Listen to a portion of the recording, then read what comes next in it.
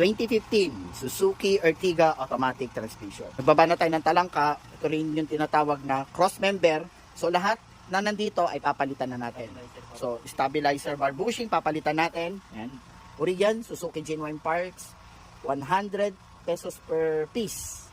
Papalitan din natin ng rack and pinion assembly. So malaki na yung lagatok niyan dito. Mismo doon na ang sira sa loob.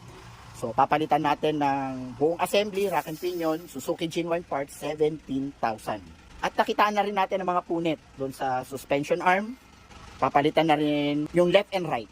So, lahat yan ay Suzuki genuine parts. So, ang suspension arm natin ay 5,100 per piece. Urig lahat ang gamit natin. So, isahang labor na lang yan.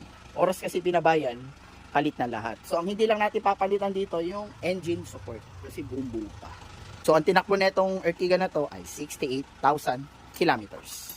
That's all guys.